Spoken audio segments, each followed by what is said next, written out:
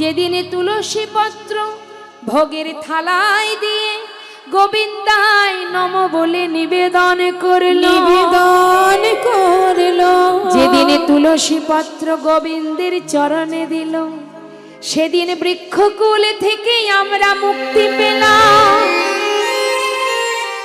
তাতেও হলো না মা, আরো প্রায়শ্চিত্ত করতে হবে।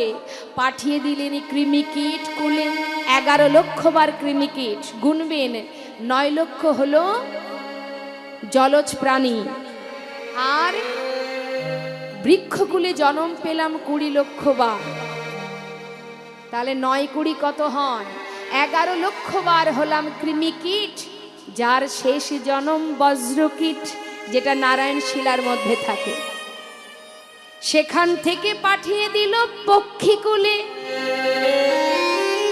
পক্ষীকুলে ভ্রমণ করছি মা, কত রকমের পাখি হতে হতে শেষে জন্ম পেলাম ময়ূর হয়ে।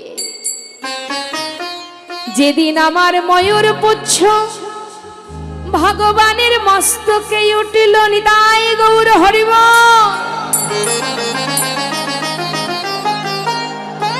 আমরা ময়ূর কুল থেকে উদ্ধার হলাম, সেখান থেকে পাঠিয়ে দিল পশুকুলে।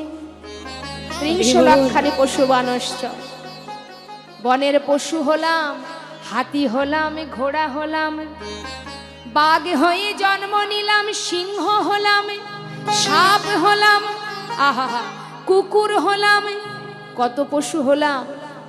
অবশেষে জন্ম পেলাম গাভীকুলে। হরি বল হরি বল। যেদিন গাভীর দুগ্ধটাকে দহন করে ক্ষীর সরে নবনী তৈরি হলো, আর সেই ক্ষীর সর নবনী আমার গোবিন্দ সেবায় লাগলো।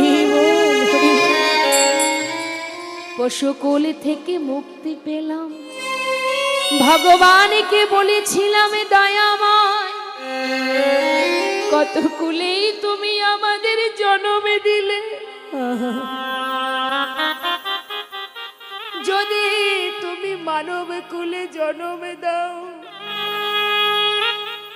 ভাবে গিয়ে তোমার নাম করব। ভগবান বললেন, ও তুই মানব কুলে জন্ম পেলে আমার নাম করবি, ভুলে যাবি না তো? বেশ। পাঠিয়ে দিল মানব কুলে 24 লক্ষানি মানবা, মানব কুলে জন্ম দিল। কিন্তু তাতেও হলো না মা, কখনো হলাম অন্ধ, কখনো হলাম বোবা, কখনো হলাম খোড়া, কখনো হলাম বধির। দেখবেন মা,